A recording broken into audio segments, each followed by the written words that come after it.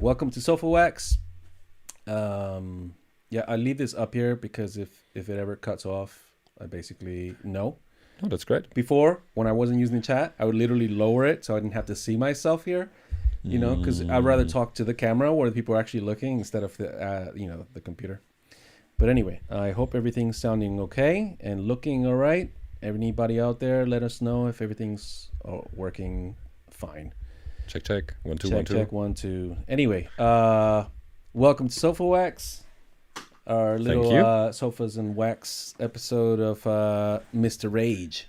This is DJ Rage, guys. Say hello. Hello. I meant them. Yeah, we say all good. Somebody said all good. All good. Oh, thank you.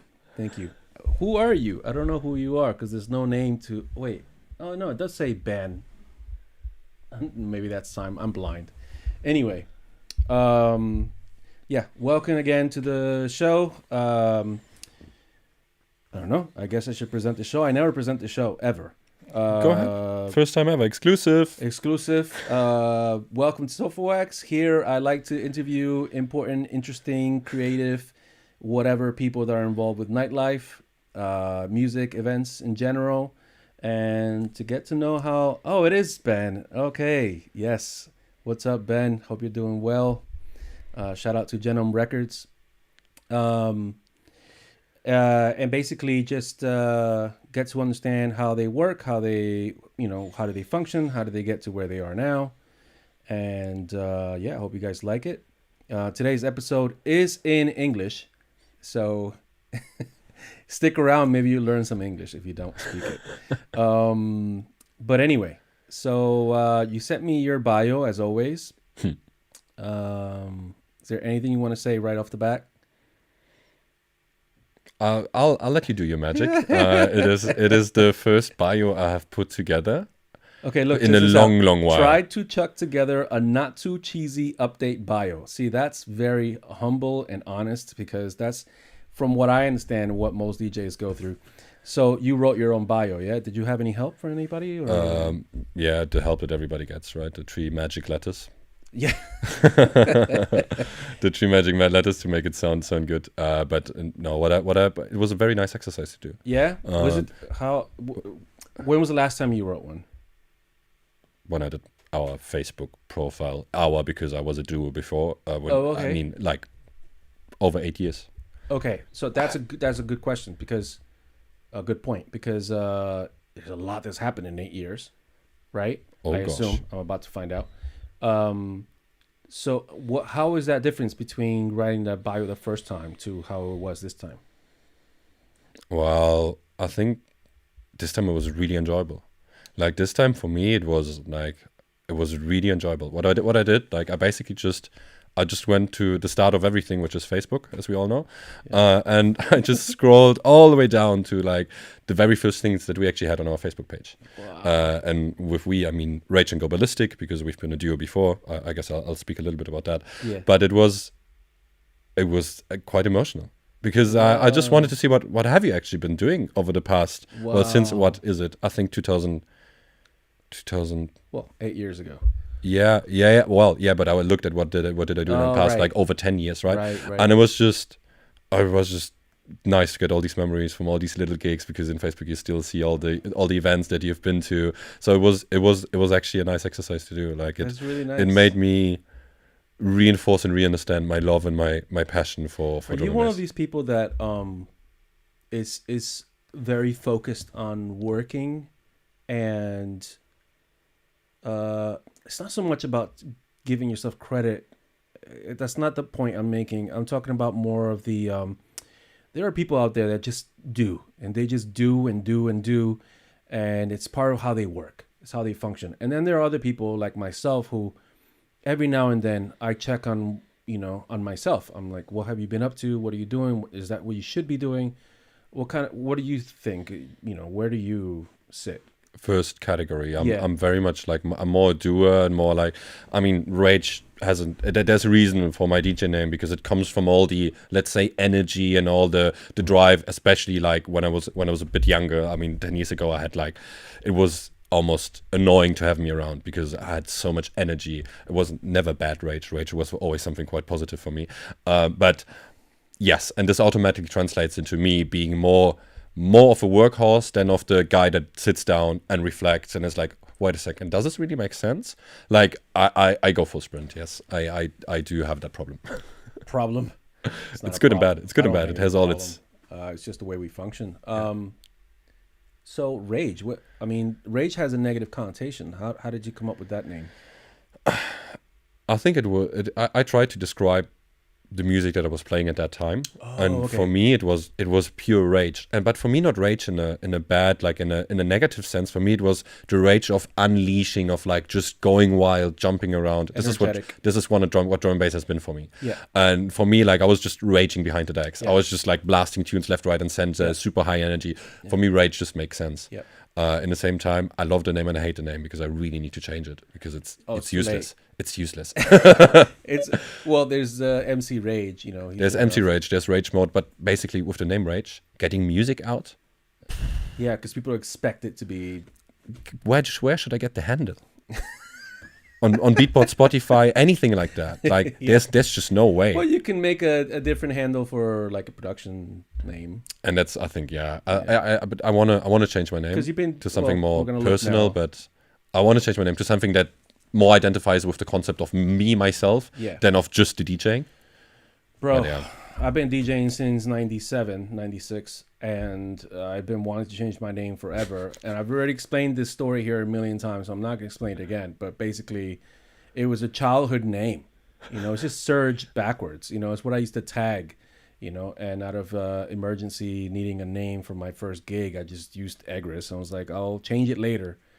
And I don't like my name, and there's a lot of people who like my name, and I'm like, fine, but that's when I see that's 7-year-old Sergio writing Egris on the walls. But I think that's beautiful. Yeah, it's personal. Yeah, it's personal. Yeah, but I don't think it's very. It doesn't feel like me. You know what I mean? I get that. Yeah, but I'm known as that. When I go out to parties and stuff like that, whether it's UK or Barcelona, hey, Egris, oh shit, you're here. And I'm like, Egris, you can say Sergio? Serge. Anyway, this is not about me, man. Let's go to your bio. Okay. Charlie, Rage. This is his journey into the world of music began early. Growing up with parents who were full-time musicians, deeply rooted in jazz and classical music. This rich musical environment laid the foundation for his passion for sound and rhythm. All right. That's a packed little paragraph there. I love it. Because this is proof that people who come from very musical households have the same chances of becoming a musician artist as someone who didn't grow up with a musical household. I've had the majority of my guests here didn't grow up in very musical households. So it's always very, very interesting to get to this. What is your earliest musical memory? It's me as a baby on like a kind of baby snake pillow, whatever, and my dad playing saxophone to me. I know that there's a picture about that, and I can literally remember the moment. I have very little childhood memories, but I can feel this moment. Yeah, must have been like 2-3 years max. Old. Was it interesting, normal, weird to have parents that were musically involved? What was your experience? I think it was. Because we have this in common. My father was a musician. He was a singer. And so for me, I distanced myself from it. That's what he did. That's not what I did. Interesting. I never thought I'm really going to become a musician. Like, I did not think that growing up. Yep. But I think it was very interesting to have parents that are musicians. Especially my mother was playing. Yeah, but I'm not talking about in retrospect. I'm talking about going back to that child. Do you remember how you saw your parents specifically about the music side of things? Was it just normal day at the house, or was it very interesting to you, or was it just weird, or No. what else?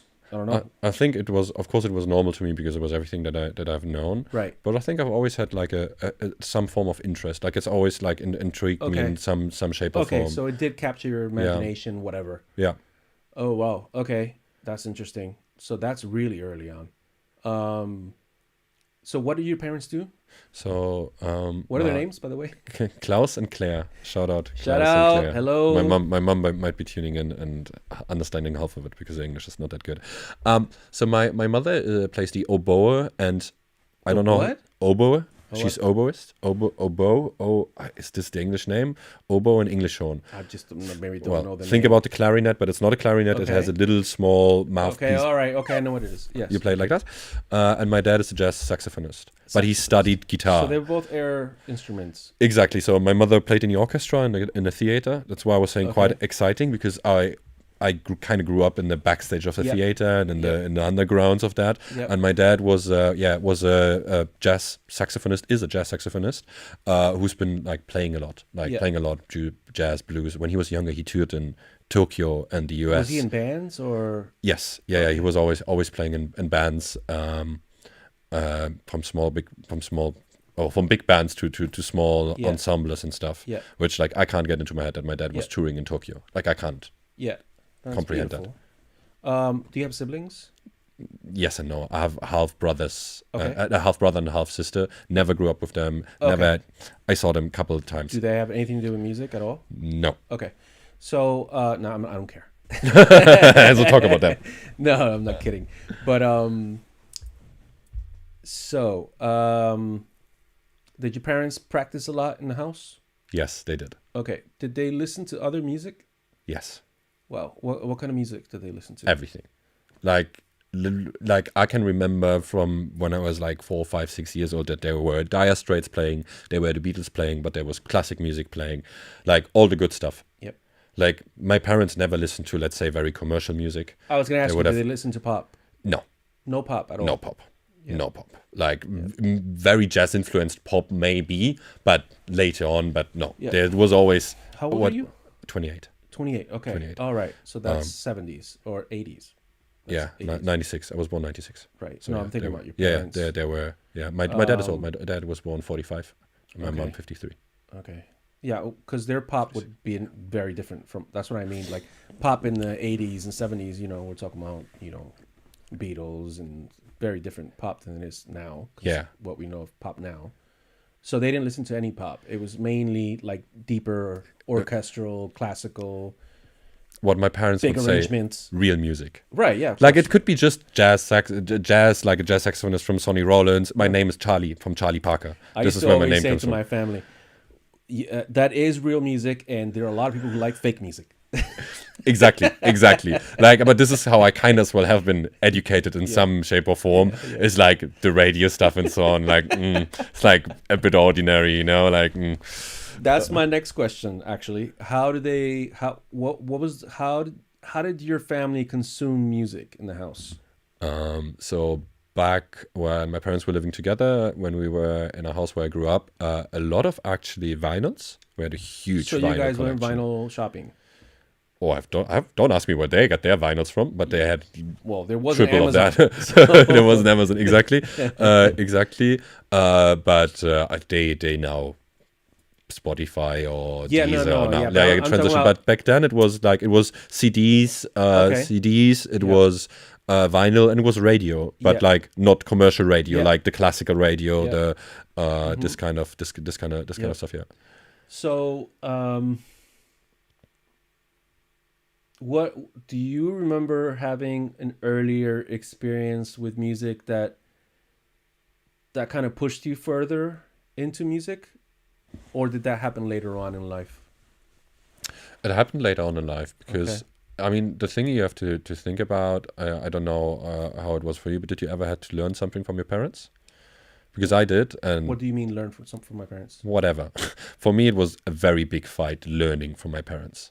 So just I This- generally authority has never been never been the easiest thing for me, especially as a growing up young little boy.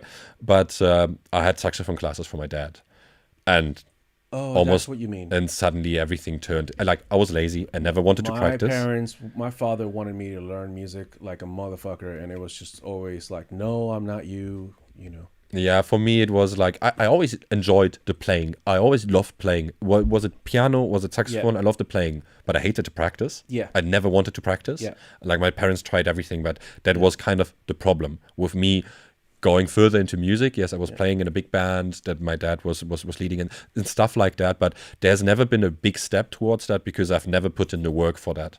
It like for me it was when I started DJing that I saw my kind of path and Yep. dedication or like the thing that I want to do in music. Totally understand. Like, Same thing happened to me. Yep. So you didn't have siblings at home. Parents are into real music, and so how did you consume music? Were you consuming music at that age? Those early years? Well, I started 0 consuming. to 15? Yeah, I think I would say like I started consuming music, I guess, from like 10, 11 or something. No idea. I have not a really good memory Okay, of my that's fine. childhood, That's but I fine. can tell you what my first album was that I had in my Oh, CD wow. player, which was a Metallica Master of Puppets, the Oh, album, wow. and I was listening to that to fall asleep. And that's a very orchestral album. Yeah, yeah. Wow, to fall asleep. Yeah, of course. Of course. That weird, makes total sense to me. It's weird, no? It's what it worked for me. Now I get rage. I literally I used to fall asleep in the loudest operas, in the loudest concerts. Right. Yeah. Charlie gone. Yeah, it's because you get the white noise effect. I know. Yeah, I know. I like that. Yeah. I would say So- this is how I early consumed music was literally to like some CDs. Who bought you that CD? That's a very good question. I have no idea where my Metallica CD came from. I hope my mom will be able to tell me. And then I got a little bit into rap. I had like very different music phases actually. Whoa, that's a big change. So it was metal. Yeah. Then I had like maybe 1-2 years of like German rap hip hop. Yep. Then it went, and And it was how- always my friend circle. It was always my friend circle, I was right? gonna Like it was ask. always the friend circle. I had a very good buddy that I was listening metal to. Yep. Then I was hanging up. I was in like a very high school and was hanging up with the people from like the very low school, let's say. Yeah. So I was smoking cigarettes and drinking alcohol with Yeah. them. Rebellious.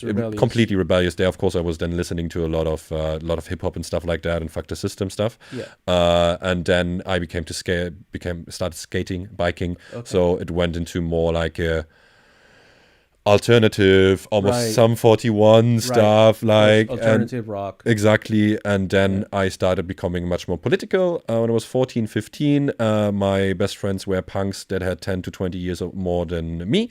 Or were 10 or 20 years older than I was. So I was listening to a lot of punk rock. Okay. A lot of punk rock. Yeah. And just generally like politically left music, like woke music from Yeah. like guitar, I whatever. get And then I went to my first ever party club night. All right. So before we get to that, Yeah. So this is very interesting to me because it establishes kind of like a imposed musicianship, but then also a rebelliousness to it, which is almost exactly what happened to me.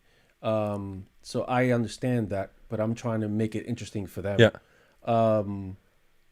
So, yeah, I'm trying to figure out, did you have moments in those like early teenage years when you heard a song and you felt overwhelmed or defined or liberated? Did you have moments like that?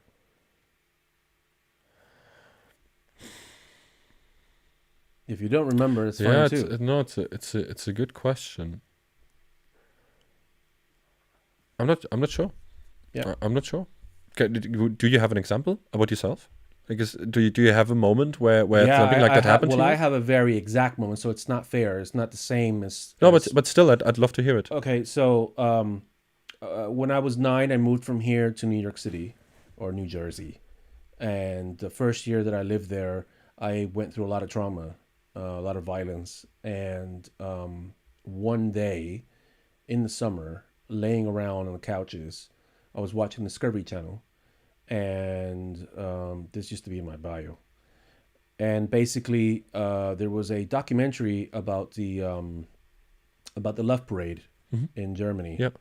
and also about the clubs happening around that time in Europe. I wish I knew what documentary this was, but I was a child. I was like, I want to say I was 11 years old. I wasn't 10 because I moved there when I was 9. It wasn't when I was 10. It had to be when I was 11. But they were talking about, they kept mentioning Europe, European dance, European electronic, European. And at that time, I was hating my life there. I was depressed as a child, and I was hating the fact that I lived there. And it was the first time that I saw young people. And as a child, the thinking of a child, I thought, that's what young people do in Europe. That's what I want to do, without understanding it at all. I hadn't heard electronic music in that context. I had DJ cousins that played house music at parties, in the 80s and stuff. But I didn't understand it as like dance music. Yeah. You know what I mean? And that was one of those like big eyes, like changed my life moments. You know what I mean? So it's kind of an easy one to pull out. No, but I didn't know if there's other people who have like one night they were late at night listening to the radio and their headphones on while their parents were sleeping. They heard this song that just like changed their life, for example. You know what I mean? I mean, I did have an experience that comes to that, but it was much closer. I was already into drum and bass, but it was still for me a very intense, reinforcing one. So this must have been what Let It Roll 2016. Yes, 2016. So Let It Roll festival, biggest drum and bass festival in the world. I kept going there with my best friends. We were a group of like 15 to 20 people or so. Like, nice. I was incredibly blessed with my friends in Germany that all went to drum and bass, and I had like the scene around me. It was amazing, and I think it's just a moment that I will never forget. At that time, I was struggling quite a lot with depression, and like nothing seemed to really work out for me. Yep. This is how life was feeling, and I was there on the opening ceremony of the festival, which is big light show and everything, as the main stage lights up and all that crazy stuff. Of course, I wasn't sober at all, but in this moment, like, I just understood that as long as there's drum and bass, I have a reason to live. Wow. And this might sound really simple to some of you out there, but no. Like for some people it might be, well, it's just music, it's just drum. For some people maybe don't get this concept. That's what I mean. Yeah. But for me, from this moment on, I knew I would never have to be scared about taking my life. That's huge. It is insane for me still to this day. Like I almost tear up because I was just standing there with thousands of people and my best friends, and just what I was feeling there, the connection, like this thing, what makes drum and bass for me, like I just understood how big it is and what it means to me in my life to have this, and I knew as long as this exists, like so whatever happens. This is see what for me, what you've just defined is what I've perceived from you from the day I met you. From the day I met you, I felt this power and energy of love or wanting to be involved with this music.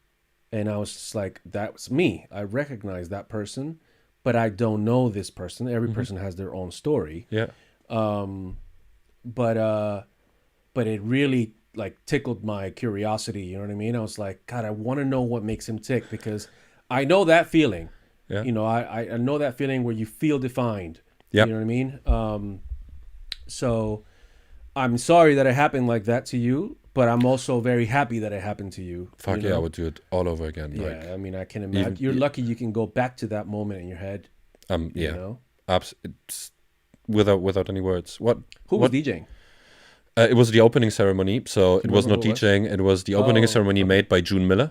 Okay. Remember, like, who's now Abyss and the other guy? It was it was the best opening ceremony that Yeah. that ever, like, oh my freaking god, we're still speaking about that with all our friends up to this day, that Nice. 2016 was the best year ever.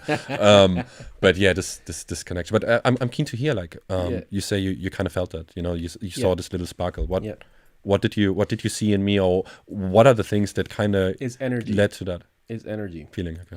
I mean, bro, how long have you been involved in music?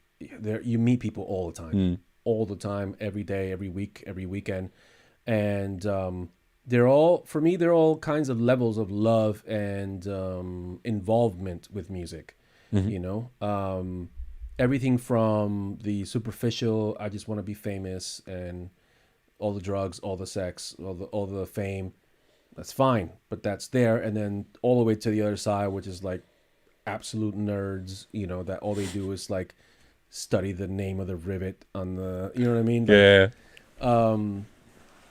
and I feel like we're all part of it, but then there's this like added thing to some people where it's like, yeah, you're here for 5 years, I get it. You're here for 2 years. Oh, you're here for maybe 10, and you're here for a long time, and only life will know. You know, and that's actually a few people. And the way that I know when that person has that is when there's this like this energy that's almost overwhelming them, like they can't control it. It's like this is just who I am. Like, who are you? What are you doing? What's your name? Cool, that's very nice to see you, very nice to meet you, and who's next? And it's not in a superficial way, it's in a more like, let's go. Take it all in. Let's go. Let's take it all in. Yeah. It's a very like I don't know how you describe that in words, but it's yeah, when I first met you, there was this awakeness that you had, this look of hunger, but not hunger for attention. It was a hunger of, you know, I want this to grow. I want to do things, you know? So yeah, I from the, you know, sometimes you can make a mistake and misread that from a person, but then the next few times that I saw you, I was like, no, he's one of those. He's one of those. So he'll be involved with these people right now, but in 10 years, he'll be involved with other people, and people who've been around for a long time, like myself, we see that. It's kind of like a revolving doors thing, you know? Yeah. We don't take advantage of people, but we help, we get help, and we help others to kind of bring it forward. And I perceived that from you. So back to the musical I'll take that house. as a huge compliment, by the way. I really, like, for me, this means a lot if that's been seen. And Charlie, it is time will somebody tell. that can see that. Time will tell. Don't get ahead of yourself. No. Okay, let's see. No, I'm being How much honest. are we in? We're already at the 2 hours now. I think that was good enough for today. Yeah, right. So, rich musical environment. Were there any other family members or friends that were musical? Or was it specifically just your parents? Just my parents. Okay. Just my parents. If I'm not, I mean, there are some other people in our family making some music, but there's no other professional musician. Okay. So, continuing. His first exposure to the club scene came at London Underground. I've never been there. A hometown event that I honestly haven't. Okay. A hometown event that blended the raw intensity of drum and bass with dubstep. Captivated by the energy of the music, Rage found a deep connection with drum and bass, a genre that would become the driving force behind his musical journey in life. Wait, so you're from Germany, born and raised? Yes. Never lived anywhere else? No, I mean Spain, yes, right? But no, I never lived anywhere else. Okay, so this London Underground was in the UK. So yeah, it's in my hometown. Maybe I didn't. I should have clarified that. In my hometown, Hildesheim, which nobody will know, next to Hanover, which at least maybe 2 people will know.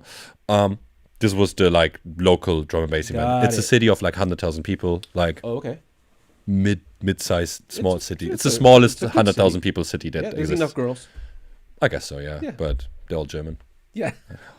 I shouldn't say that. My girlfriend is German. I love you, babe. But she's the good type. She's the good type. She's the one that left Germany. What's her name? Paulie. Shout out to Paulie. So, Paulie, if you're listening, I don't know if you are, but give us a good story here. I think if she you is. can in the chat. So tell me about this club. Why was it important to you? It says blended the raw intensity of drum and bass with dubstep. That's how you described it. Yeah. So, okay. About the club or about the event? What do you want to hear first? What's more important? Both. Okay. So the event was held London Underground in a club. It's called Culture Fabric, which is kind of almost politically left center in my hometown. You can have their cooking classes, computer classes for old people. Wow. Like it's like an association. Yeah, exactly. It's an association. It's an association. To a lot of like projects that are very like, of course, left politically and very social. I got into that because I was in the political scene anyways, like there and mixing with all the punks and so on. So that's how I kind of became part of the house, because I was there for a lot of activities when I was already 14, 15, before I even could enter legally a club.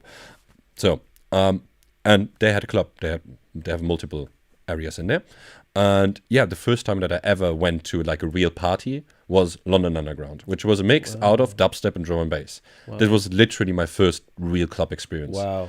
That's amazing. And absolutely, because for me it's settled. Like, for me, this was party. Yeah. That's why. But I mean, in the same time, for me. Have you heard? Sorry. No, go ahead. Had you heard drum and bass dubstep before that? Dubstep, yes. Okay. I wasn't aware of the concept of drum and bass. This was like the Skrillex time, right? That's fine. But I'm just saying, like, but it was, to hear it in the club for the first time, that's the real setting for the music. Yeah, you know? Exactly. Yeah, no, I haven't, like, of course, dubstep due to Skrillex and so on, but no. And for me, for the first couple months, like, they always, I think they did dubstep, drum and bass, or like 2 hours. For me, it was just suddenly fast dubstep. Yeah. Right, I didn't understand that this was drum and bass and so on. It took me a little bit. But yeah, for me, like this energy. And I just literally from the first time I went there, because I had to be there early because I was 16 and you have to, I came at 10 and I left as the last person. Yep. And I kept on doing that because for me it was just like, this was my place. This was my What place. day of the week was that? Saturdays. Wow. Yeah. Wow, that's amazing. Yeah, totally. It was always, first Saturday in a month, and there was another one on the second Saturday in a month. Yeah. But for me, this literally framed what partying means. Yeah. For me, I cannot really go to a house party and enjoy that as a party. I can enjoy house music. Yeah. I can sit there. But for me to dance and go, I need to be able to jump, to rage. I need to be able to have this energy release. Yeah. And I think I've never experienced something like that anywhere different in my life.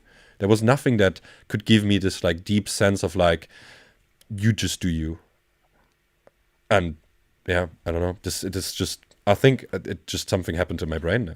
I think it was just like, this is rewired. You now. This is you now. Rewired. So, did you ever get to play there? Yes. Oh, you did. How? This is the newcomer contest that will come after that. Okay. It was there, but it's actually interesting how I got involved in the scene. I think there's at least something to there's Paulie.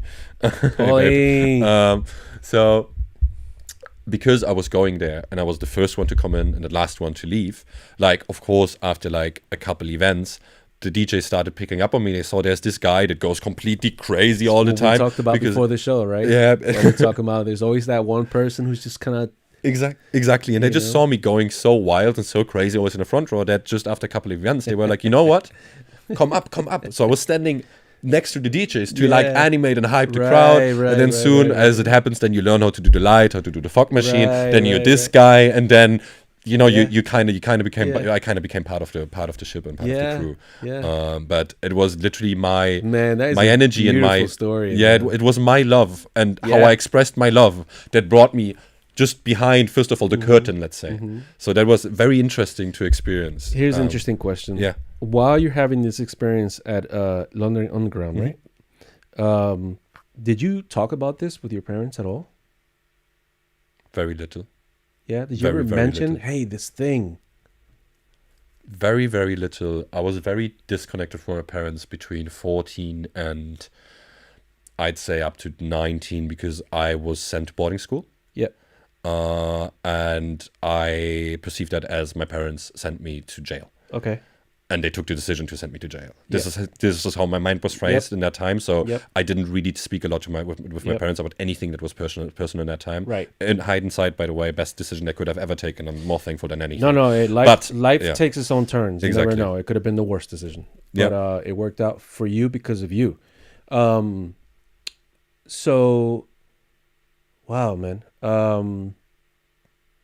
That's interesting. So you're having this awakening on your own. And is there anybody who knew you before that you were expressing this to? Or was this literally your own experience on your own? Because I remember when I started going to raves and clubs for the first time, I was able to go back to like a very close cousin of mine, and I was just like, you have no idea. Like this thing happened, and it was just, I don't know what to think, but I just feel like this is who I am. I remember having those conversations. Did you ever get to have that experience of explaining what you're experiencing? No, because I didn't need to explain it, because I was experiencing it together with my best friends. Like all my closest friends, besides the people that I met, besides before Barcelona, like all my closest friends. Yeah. Everybody listens to drum and bass. And everybody, I met all my friends on the dance floor kind of thing. Yeah. So I shared this experience with them. Right. So how many of these friends continued on the path of being involved in music? None of them. Very little. See, very that's interesting little. Because this shows that, you know, no matter how big the experience is for all of us, we still have our own life. We still have our own voyage. Yeah. Somehow you found a way to still need to be connected to it. You know what I mean?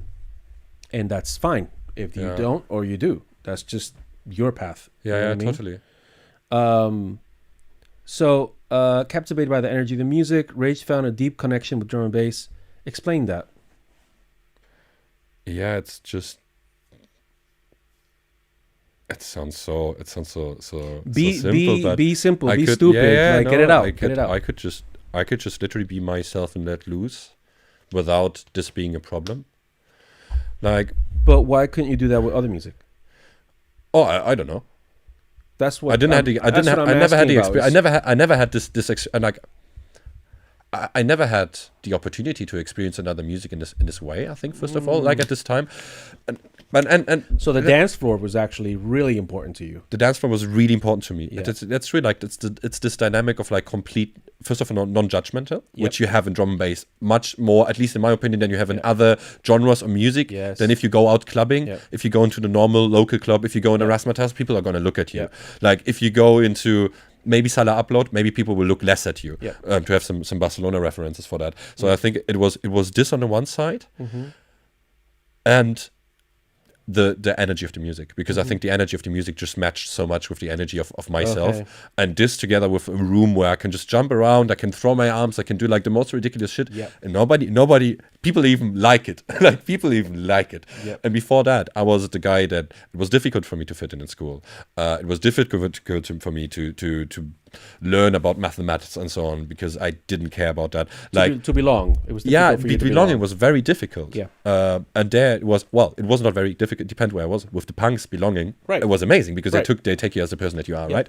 And it's this experience I think that made it. It was this just combination. There was music. I always loved music. There's very high energy. I love high energy. And there's just a space where you can do whatever you want to do, as long as you don't hurt anybody else. Nobody will look weirdly at you.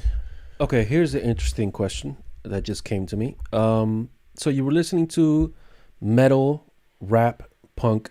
All three of these musics are considered to be aggressive. They don't have to be, but they are, from a real music perspective, they're aggressive. They are energetic. They are rebellious. If I can say that. And they are creative. So it's interesting to me that you ended up in drum and bass and not in breakcore, because drum and bass is really wide scope. It can be commercial and it can be really underground, whereas punk, metal, and maybe not hip hop, rap, but they're more related to breakcore than they are to drum and bass. So it's interesting to me, because I know a lot of people who come from this background of rebellious music, skating, all these things, who ended up in breakcore and not in club settings of drum and bass, jungle, dubstep, you know? So I'm not judging you. No. I'm just wondering, did you ever hear that music? Was it not interesting? What was the difference for you between those styles? And or did it just not show up to you? Didn't show up to Okay, me okay, in okay. a way, like never had Okay. So if those would have come, maybe that's the lane you would have gone through. very possible. Yeah. I get it. That's cool. So, let's see. Rage found a deep connection to drum and bass genre that would become a driving force behind his musical journey in life. When his favorite resident DJ, renowned for chaotic double and triple drops and fast-paced mixing, left the scene, Rage felt a void in the nights. Obviously, you have to tell me who this is. Back then he went by the name of the Wicked Dr. Idol. I love that. Like old school name. Freddie, who then, well, he moved away. I think he started studying audio engineering. Shout out to you, by the way. Big shout out to him. He's been doing the live shows from Jason Status in the past year, and worked with Soloman before that. Like he stayed in music. Shout out to Fred. He's in Japan right now and figuring out what he will be doing next. Such a talented person. Yeah. Insane, but I can say that he's just insane. He was out of his mind. Right? How he was mixing, how he was the weirdest tunes together, and it was just sounding like awesome, and everybody was going wild. Like this energy, right? It was this energy that he created that was just, and it was gone. Yeah, he like just disappeared. And this was like you know understand how my passion, my love for like going clubbing. This was I could be me, and then the person who amplifies that the most, just vanishes from the scene. I was like, shit, what am I going to do now? And what comes next? At the time, one of my best friends, my best friend, Max. Yes. He got a DJ control, big DDJ SX 4-deck mixer. I had a DJ control back then in a small one in a boarding school, and then we were just like, yeah, okay, we got a DJ now. And we kind of got together and just started DJing together, and then So you had decks already? I had a small, I think I'm not sure how exactly, if I had controller. Just before or just after, I had like a small tractor controller at home in a boarding school. He got a bigger one, and we kind of then, I can't tell you exactly chronologically how it happened, but it was basically Freddie left, and we loved this fast, crazy mixing, and we kind of figured out that maybe we can just do it ourselves. Okay, so explain to me how you start getting the music for this, because suddenly you're going to clubs, you're not getting names on the tracks, you're just enjoying the music. To suddenly being like, all right, we're doing this, we have this equipment, what do we play in there? How do we buy this music? Where do we go? So how did that go for you? How did that work? Or did he have some music already? No, we always got our music together. Well, I think we were just very lucky that it was the 20th century and that you have Beatport and stuff like that. Right. So you guys already kind of knew about... I mean, as we had kind of some other DJ friends, we understood a little bit of like, you should maybe not download your music because it will sound shit, rather buy it. So very early on, Beatport, I think 5% of the company are mine. That's a very good point. Most people don't know that. But it's a problem, like, because when you once as a raver, when you experience that, and when you have the ear for it, and you hear the difference, you're like, mate, come on, at least you can buy this tune because there's no sub in here. We just started buying tunes. We then got very involved, just generally in drum and bass, researching all the artists. How did you know what to buy? In terms of drum and bass, like how did you pick your songs? Well, I was listening to drum and bass as well. Like I was listening to it. Just this was the good old UKF days, right? You were waiting on Friday. There was a new upload. I knew every song that was coming out. Like I was on it. Yes. And we knew as well. In the same time, we knew what we wanted to do. Like we knew how we wanted to mix. Yep. We wanted this like high NDC, AMC style, fast mixing, big ride, da. So we wanted to find the kind of music that you were going to buy. So with that, it was kind of easy because what we just did is we just literally played the music we loved, but because we both loved the very melodic, normal dance floor stuff, and we loved the super heavy neurofunk stuff, we knew, what to do. We just put it together and we see how it will work out. And this was literally at the beginning. I mean, of course, we were sitting at home and just, no, it doesn't work to understand. How do you double drops? How do you do all that? But I think it was very easy for us to figure that out as I don't know why Max actually was so good at that, because he doesn't really have a big musical background. But with me, with my musical background, like the first moment I stood behind decks and knew how to use them, I didn't need to be, nobody needed to teach me how to do it. Yeah. Like it was this is the tempo, make it faster, make it slower. Like the concept was clear to me. Yeah. So I think with that, like the struggle that many people have of wanting to become a DJ, of like, how do I start? What do I actually do? With what music do I start? And all this stuff for me just came very naturally, because I think I knew what I was doing. Yeah. How long were you going to this club before that happened? Are we talking about 2 months, or are you talking about a year? 2 years. One or 2 years. So that's plenty of time for you to like understand certain things. Yeah, but I think in the first year we were not doing music. I think in the second year we kind of started playing a little bit around, but it was more like a fun thing. And then when Freddie left, it was like, okay, there's a void. So when it got serious, how often were you guys seeing each other in a week? Oh, how many hours were you putting in? Well, because when I was in boarding school, it was a bit difficult. Yeah. But then we spent a whole weekend together. We were like 2 days locked in. Like I can remember us sitting in the back room with both our MacBooks, smoking joints like crazy, and just looking how we can get the next mix. And look at this and look at this. Yeah. Like this was just our thing. Yeah. And how long did that last with Max? Kinda until I left Germany in 2020, so up to COVID. But I would say in two and a half years. Okay, almost 3 years, I think. Yeah. Does it make sense? No, I think I'm butchering things. 2015, 5 years. We've been playing 5 years. 2015 was, I think, our first gig. Yeah. 2018 was the first Fragments. Yeah, 5 years in total. Yeah. But I would say the intensity definitely went down. Yeah, naturally. Just because work, because life, right? Well, also you already kind of know what you're doing. Yeah, absolutely. I mean, that as well, true. Yeah. Wow. Man, I remember having that moment myself. That the growth, when you do those hours without any question, it's what you love. There's nothing else for you. This is what you're doing. And then you kind of disappear. It's like, this is all I am. So he goes by Go Ballistic. He goes by Go Ballistic, yes. Is he still an artist? Yes. Well, shout out to Go Ballistic. Yes, but not a lot. He's having many other things on the plate right now. He's not doing a lot of music at the moment.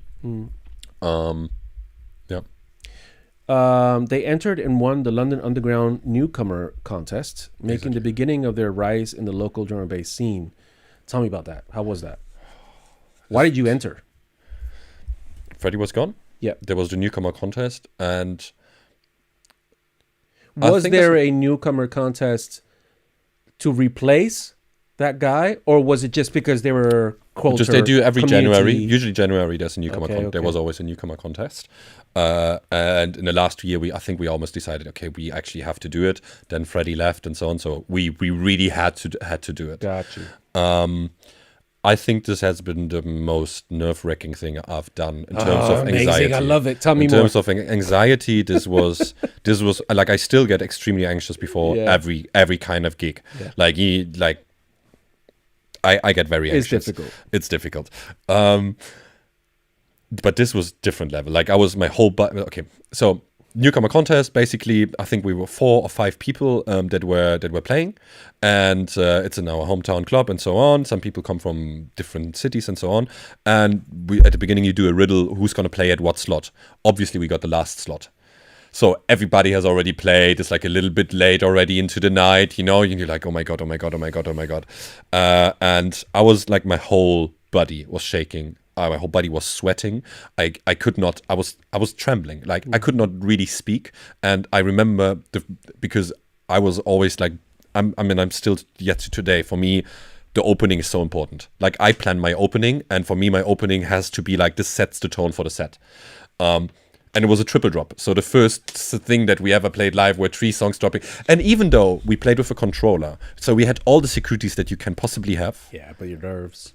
Oh my god, I've never been that. Like I yelled at him. I was like, that's an amateur thing to do. Yes, no, totally. And then we had, of course, we won. Like we had the whole club rooting for us, and there were like a lot of friends. Amazing. So it was like from the how long was the set? 30 minutes. Oh, so after the first in 2 such minutes, a short time. After the first 2 minutes, it was just, I was like, oh my god, That's it. Like that's what we meant to do. Yeah. Like there's nothing greater than Yeah. this energy. Like Yeah. there's nothing above that feeling. Yeah. Yeah. So yeah. But it Wow. was nerve-wracking. So tell me, because a lot of people don't know what this is like. First gig that you actually do well. Because some people first gigs are bad, like mine. But your first great gig, whether it's this one or another one, you go home. Obviously, you don't sleep. You have adrenaline. Yeah. How was that? The short time after that, did you feel something different? Did you think something different? How was that? First of all, it was very surreal. Like, and I've been on the stage before. Like, I've been in a theater and did some like little things of like singing in a choir and stuff like that. But this is just you. I mean, okay, we're two, but this is your thing. It's very different. It's very different. Well, the choir, you're part of something that's being controlled. Yeah. A DJ, you're controlling. Yeah, but it's much more surreal in terms of the attention and the energy that you get. Yeah. Because you getting energy from the people and you giving energy. This is just what's happening. Yeah. And I can't really put myself too much into how it felt, but I know that I was very proud. Yeah. I know that I was very proud of what we did. Yeah. Like I was very proud. And even though there were what one, was two going little through your head? What were you thinking? Did you have any specific thoughts? I just knew that I want to do this again. Yeah. I just knew that was going in your head. I just knew this is it. This is worth it. Like this is better than I could have dreamed about it. This is, and it's incomprehensible. I think at least and I hope and I wish that for everybody that your first gig or that there's like this one gig where you just like realize that you're almost so much better than what you thought, and that like on the other side that everything that you thought is true and even better than that. Like it's just it does something to you. It does something to you. That's why I'm trying to get the words out of you.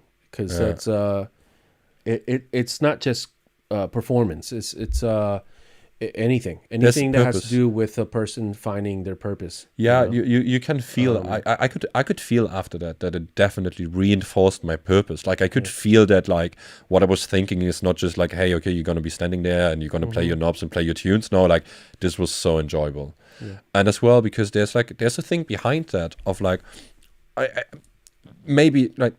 People just play differently. I do often play pre-planned sets in a way of like I know what I will be playing that night. I know that there will be this double, this treble, this transition, and so on. I like to tell my story, and it's kind of my way of DJing. Is like I show you what I love about drum and bass, and I want to know what you think about that. And as this is kind of the way that me and Max were DJing, it as well has this like reinforcement of as if you would have cooked a really nice meal for your family and everybody says this is super tasty, you know, it reinforces the goodwill that you had behind doing all that, and that is very special because it's not just your performance and all that, but it is like it's the thing that drives me. It's like the thing that I love, that I think that makes my life special, that I'm sharing, and other people. And it resonates with other people. It's so deep. Like there's something very, very deep in there that you don't really realize it. Now that I reflect on it, like I can understand and I see why you're asking these questions, why you're getting me there. In this moment, you don't really understand it. You just feel it. You just feel it, and you just feel like it's just gratefulness. Like yeah. So, do you still plan your sets today? Yes. So I'm going to ask you two questions to this because I ask everybody, and if it comes up. What are the pros of planning your sets? I can get much closer. And I'm not asking you to define it. I'm asking you to give me your opinion. Yeah. I can get much closer to the product that I want to give to people. Like I'm much better in telling the story. That I want people to hear, to listen to. The negative part is I was going to ask you the con. The negative part is I could have been completely off with my story, and it absolutely doesn't fit the context in the room. And people hate it. I think. Now, the same two questions for not planning. So or the pros for not planning. So I think the pro for not planning is, first of all, you have the complete freedom to go wherever you want to go while you're doing that. Yep. Which like gives you much more creativity in some sense. Yep. The con in that case would be, of course, you won't play the same performance that you might want to have out there. Yep.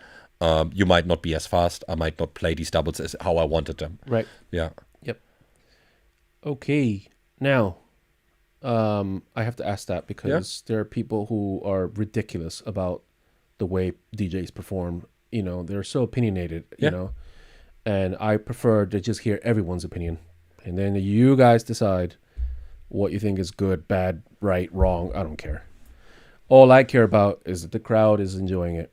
The duo quickly became staples of the local and wider drum and bass community, performing at various clubs and festivals. Feeling the local scene lacked innovation. That's an interesting comment.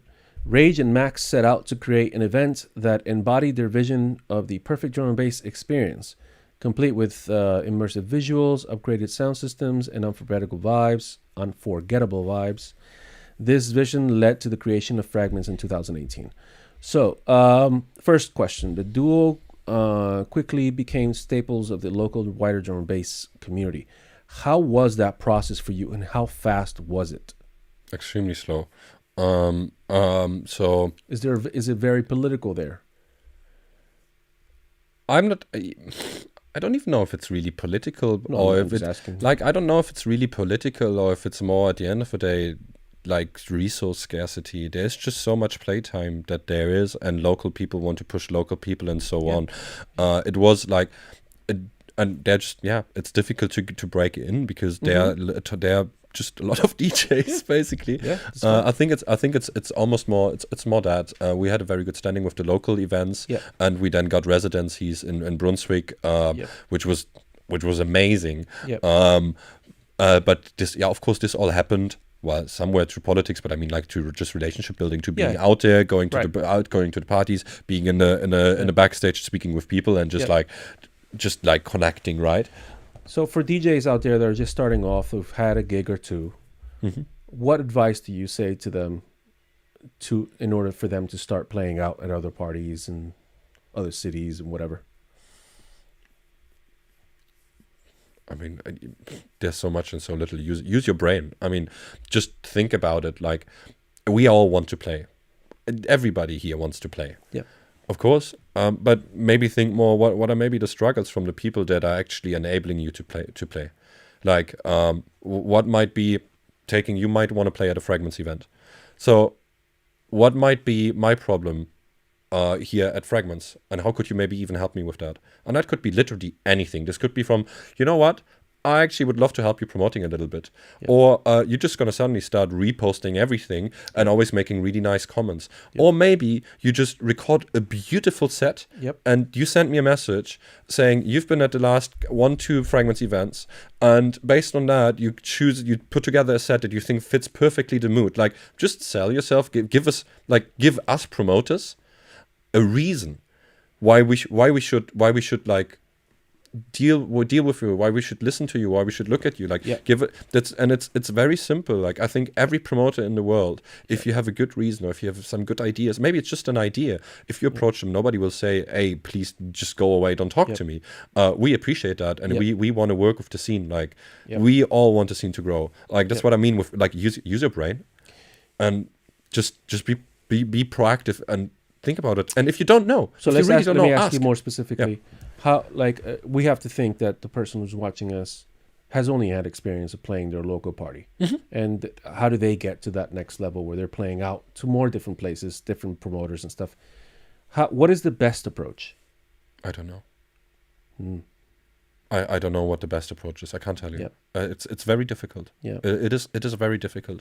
I think that's part of the game. That's part of the game, but I mean, at the end of the day, we are all humans, and we're all based on our relationships, right?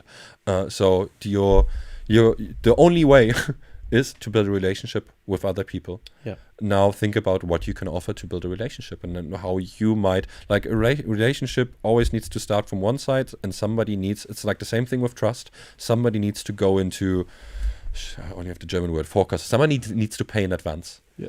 What are you willing to pay in advance, and how could you maybe pay in advance? And this doesn't, it's not money, right? It can literally be just a community support. It can An be exchange. It can be some form of exchange. Yeah. And if you really don't know and you're really eager, ask.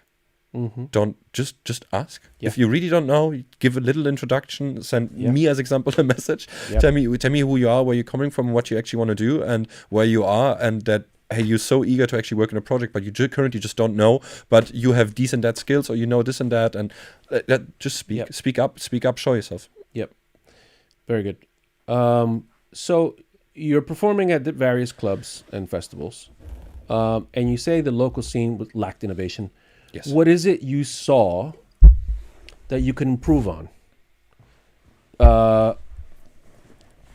Because one thing is to improve visuals, sound system, and stuff, but was there something else that you saw that was lacking?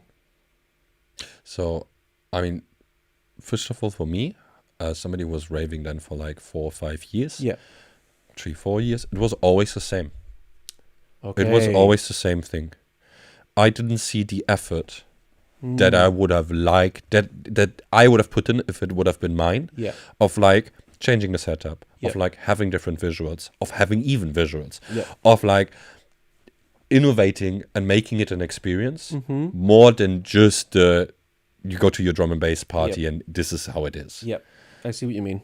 It was So- just not, there was no movement. So then this vision led to the creation of Fragments. So that's a big deal. Because that's a lot of stuff that's informing you, ultimately pushing you to the edge of, okay, I got to build my own thing, my own baby. Can you explain that in your own words? Why and how it came to that? Yeah. Or, I mean, Both.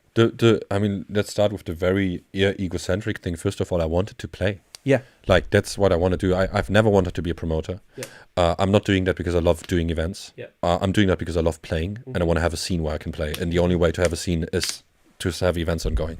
So, first of all, we wanted to play. We wanted to know that we will be playing. And we wanted to somehow just like shape something as well. Because if you're just a DJ, you don't get to actually like bring your ideas in and maybe change something. And we wanted to like push it because then we've been to different clubs, we've been to different festivals. So we have experienced drum and bass with like big visuals, big sound, and we just knew, wow, we want people in our hometown to have the same experience because that's freaking dope. Yeah.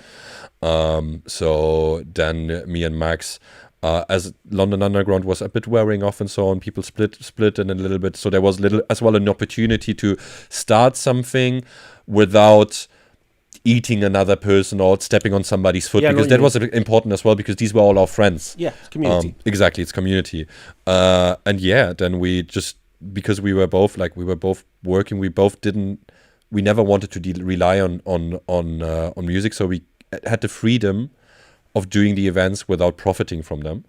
And using the money that maybe other events would have used to put in their pockets or to do whatever, we used them to reinvest into the event by visuals or changing the sound system in the club. Like literally we pulled out the sound system and we rented a better one, just for people to be like, oh wow, it sounds so different today. We changed the sound system. And it was just like this. It was a giving. It was a giving because I would have loved to experience that if I would have been a raver. And nobody will do it. If we don't do it, nobody else would do it. So I got to do it. So how was the very beginning of Fragments as far as support? The first, like, let's say the five first gigs. They were really. Was there a good reaction? Problems? Anything negative? No, the reactions were really good. Struggles, I mean, insane. Insane the amount of struggles, because we were doing stuff that we have never done before, like projection mapping. Then we got a guy that will do the projection mapping one day before he gets sick, and I had to learn in 12 hours how to use Resolume. And while I was playing my set, I was even doing visual. Like there's all this like crazy stuff that you then have to figure out suddenly. Stuff, yeah. But we had a very good support because we have such a good friend base at home that help us. Like this year we did a open air in my hometown, and we had all of my friends helping. It was like a community event. Beautiful, like man. I'm so blessed with that. Yeah. Like, and I see it here now how it's different because most of my friends here are not into drum and bass. I Right. don't have the support, right? And as you really see like that, without that it would have never been possible to pull it up that way. But we had a very, very good momentum at the beginning. And the events were as well, they're very like people came to us and being like, thank you for doing that, guys. Yeah. And this is what you do it for at the end of the day. Yeah. Amazing. Do you have any memories of that moment, the beginnings of Fragments, where were special for you? Just like walking in while the party's ongoing. Yeah. While the party's ongoing and everybody's See, raving. I understand the these music things, is set up. but I want them to understand it. You know? Yeah, but like this like once everything is like just running now, and I'm very happy that I did it in our hometown club. So I worked behind the bar myself, not in my events, but in the club. Like I knew everybody in every inch of this. Like I had full control, which is something I had to learn coming to Spain, that you don't have full control over anything. Like this was very nice, like because kind of everybody we were working with was more or less family. So the stress was not as high as it could have been for other people doing their first events. But yeah, I remember then like after at 2-3 a.m. you just go in, it's full, everything is like vibey, it's nice, the projection mapping looks amazing, and you're just like Everything's flowing. fuck yeah. Beautiful, man. I know that feeling. Okay, so their talents earned them residencies in their hometown and beyond, including Brunswick, Germany's German-based capital. Rage's dynamic mixing style, heavily influenced by icons like ANDC and AMC, became his signature. Rapid switches and double drops encapsulates an energy that reflects his fast-paced spirit. Just a quick question about that. How many hours, days, months, years do you think it took for you to get to a point where you felt that not only were you proud or happy or accepting of how you were performing, but that it was translating to the crowd? Because we all start with an idea of what we want to do, but the crowd's not necessarily receiving that. Then one day it clicks and they do. And then you're like, oh, I finally got there. Now it's a matter of continuing that and growing. Do you remember how long it took? It's so difficult. It's so difficult to say that because, I mean, 28 years, basically, and counting. It's very difficult because already our first set was amazing. Like, it was amazing. The energy was amazing. Yeah. But still, of course, there were a lot of sets that just, it didn't really translate in a way that we thought it will. And still working on it, basically. I think that now I have if I would say something, I would say kind of 5 to 8 years. Yeah, it's what I would give as a range. I think. I would think so. And it always depends because there have been years where maybe then there was no music and no. Yeah. But yeah, I would say 5 to 8 years. It's interesting because you get to a point. I'm sure it's just happened to you where even when you have a bad set, the crowd loves it, and you're like, "What? Like, where were you? I didn't have. That was not a good set." But seeking a sunnier climate, Rage relocated to Spain, leaving the gloomy German weather behind. After a brief pause during the COVID-19 pandemic, he reignited his DJ career in Barcelona, performing at events like Bassground and Self Culture, and playing in venues such as Sala Upload, Garage of Bass Valley, and Estraperlo. I mean, that's a big move. Had you traveled before that? Hey, Dimi, that's D-West, I told you about before. Yes, shout out Dimitri, D-West, in the house. Okay, so I left to Ibiza first. I have to say that, like in 2020. But have you traveled before that? Have I traveled before that? Like, did I leave my home country as in leaving? No, like visiting other places. I have traveled a lot. Okay, yes. okay. I've traveled a lot with my parents. Okay. We were traveling a lot. I've never been. So it wasn't like a shock to like. I've never been in Barcelona before. Like even when I moved to Barcelona, I haven't been here before. No, but I knew. That's crazy. Yeah, it is. But I knew that, like I've been to Thailand before. Yeah. I think yes. Yes, I've been to Thailand before that. Yeah. Like so I've seen the world. The difference Like, in cultures, Oh, yeah. languages, Yeah. currency, like all these yeah, things. totally. As well, with Okay. my mother being French, Yeah. I always wanted to leave Germany. Yeah. Like I never identified myself with German culture. that's I am interesting. very German. If you ask my friends and everybody No, that's no, I listening, understand they will be laughing completely. and saying you're German, I but I understand do you. feel more French. Yeah, yeah. That's I my- understand you. I c'est maman. understand you. So first Ibiza. Yeah. What was that about? Okay, so it's February 2020. I'm working full time as a personal trainer. Yeah. And Personal trainer or what? in a very high class premium gym. So basically, I'm training people okay, from okay. from physical training to nutrition coaching, everything Oh, holistic. right, From okay. 14 to my oldest client was 85. Is that what you do now? No. Okay. And I was just I remembered I was sitting in my it was January 2020. I was sitting in Germany in my flat. I was just scrolling and I was seeing this thing called Workaway. Workaway is basically a platform for voluntary work.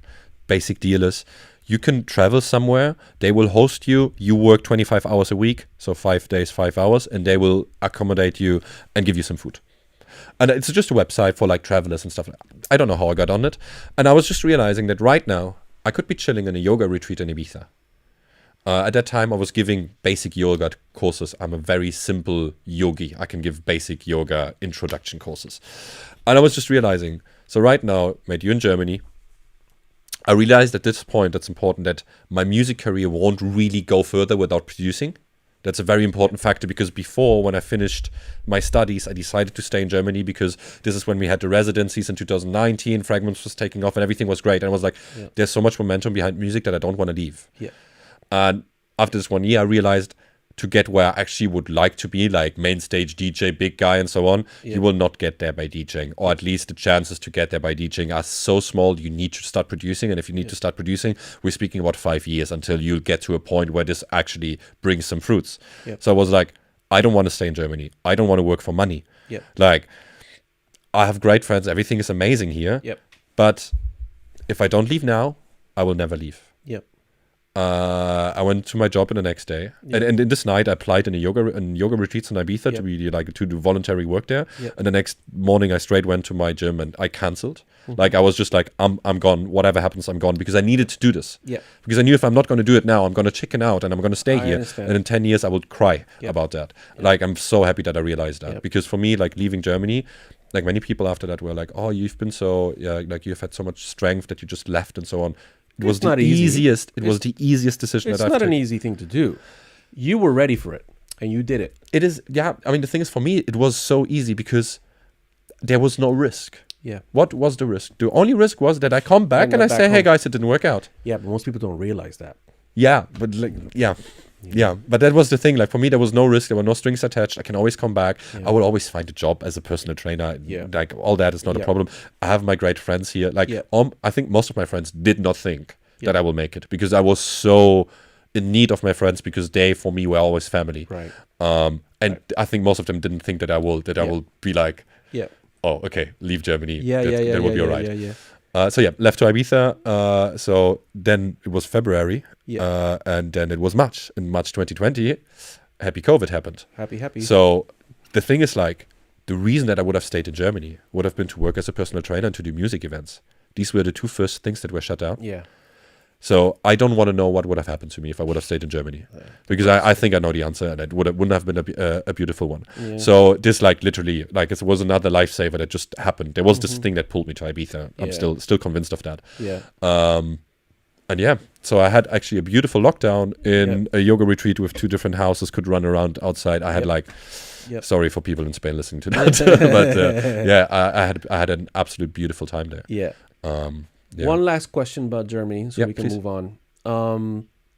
In my years as a promoter here, I started realizing that funding for events is completely different in different countries. How did you guys have a budget to do the events in Germany? Was it money raised on your own, or were you funded by the government or the club, or how did it work? No, we never did like some funding stuff. So as we never worked with like an association or with the government or something like that. If I remember right, we even did the first event. So in our home club, you had the option of doing the deal with the club or of renting it. Okay. So of course the one is with higher risk, the other one, and so on. I think even from the first event on, we did rent it because we needed to max out the budget in order to pay for the speakers and the lights and everything that we did. Right. So I think we just risked it with the first event, and then it worked out. Do you remember how much it was at all? I have no idea. Yeah, because Spain is just so different. I have no idea. I get so jealous when I hear about, the deals that everyone gets in other countries. It's ridiculous, But whatever. Yeah. This is where we live. Yeah. So Barcelona, what made you come here? Maria. So when I was in Ibiza, Is that a real person? It's a real person. Yeah. So there was a Catalan lady, like Catalan girl, exactly, my ex-girlfriend Maria, who was visiting the retreat. Yeah.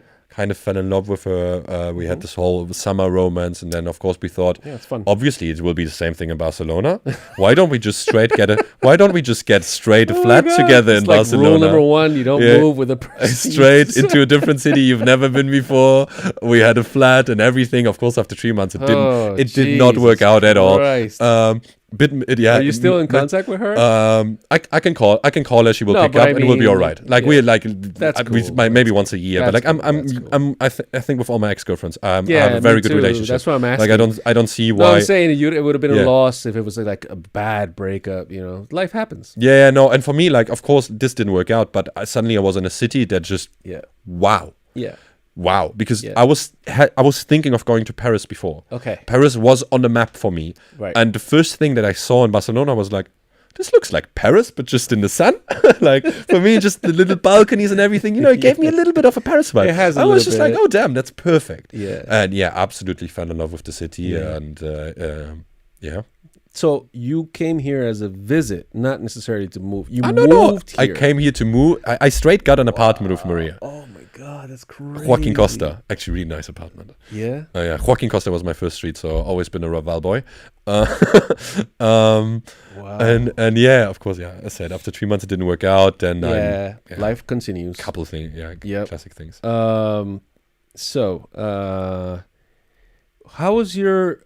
What was your opinion of the first drum and bass events that you went to here in Barcelona? I know you came here in COVID, but not very positive, to be honest. Yeah, like I was a bit shocked. Yeah, I was a bit shocked. I do remember this one event as example where I was playing and at the end of the day, what it was like it was a normal bar that had a table with some monitors that weren't like not the nice big inch ones like you have, but like small monitors, and people were paying 15 euros entry. Damn, what was that? Magnolia. Oh yeah, that's right. That happened like very light, like it was. Yeah, there were 2-3. Was that the thing that Daniel was doing? Exactly. Yeah, where the room one things. Yeah, he had big dreams. Yeah, totally. Anyway. Yeah, so this is kind of what I found. This was my first. This was the first events that I saw. Though I had contact with Marble with Edu before because I found him through D&B Barcelona. Yep. And then started working closer with him. But the first kind of events that I saw, shout out to Marble. Shout out to Marble. And the first kind of things that I saw was like this. It can't like I was. Yeah, I didn't feel comfortable playing there. Yeah, like knowing that people just paid 15 euros to listen to like me standing there and playing with some studio monitors. Yeah. So that was enough to push you to let's bring fragments here. Yeah, no, not at this point. Oh, okay. At this point, no. At this point, I was like, okay, this rather shocked me a little bit in terms of like, I'm not sure if I should be doing something here. Because if this is how the scene is working, like I'm not going to do that. And if this is how the scene is working, there's a reason why the scene is working like that. Yep. And I didn't have the audacity that, okay, I will change everything. I will come in here. Right. It was more, wow, if the scene got to this point, I think there's like a lot of things that I need to learn and understand, which then Edu, Mr. Marble, then helped me a lot around and helped me like understand more like how, what happened, why it is how it is, what is actually like, what are the actual events, because you couldn't even really know what's ongoing and so on. Yeah. And then, we just started. I just started doing fragments here together with Edu. I think in the last year we started with that. End of last year, I think, was the first event. Oh, I didn't realize that. Exactly, because we took some time, and as well, there's a couple of reasons to that. Because I'm a high energy guy. Yeah. I would do the music that if I would do events on a blank canvas, I would more go to like an automata direction, like the things that Bala does, and that back then 0 to 9 was doing. Yep. Right. So the stuff that really drives me, that I would have loved to bring into the scene, was already there, and there's no point for me as a new guy in doing like another event and something like that. And we all know how difficult it might be to get into an existing event and an existing crew. So I was more like, okay, I'm happy if I get booked here and there from Baseground and so on. I kind of will keep it calm for now. And I was very career driven at that point when I came to Barcelona. I was very like into my IT sales stuff. I thought like, I'm just going to focus on that for now, and getting like a good level of like. So you were growing in different ways. Exactly. Now, why then Fragments? Like, why did I decide to do Fragments? And this is then, I wanted to contribute to the scene. Like, I want, and I still want to contribute to the scene. I want drum and bass to be big in Barcelona. And what is your definition of big? I want to have a headliner playing every month. Okay. And that for me means if there's a headliner playing every month, for me, this means that every week there is a drum and bass event somewhere. And I think we're actually almost close to that. But as well, like, it doesn't feel like it. I want it to feel like Barcelona is a drum and bass city. It just isn't. And I thought a lot about it, and thought a lot about how can I bring the Fragments concept, which is kind of audiovisual, really good sound, a different feeling in an event. How can I bring that to Barcelona, and how can we turn that in a way that it helps the community?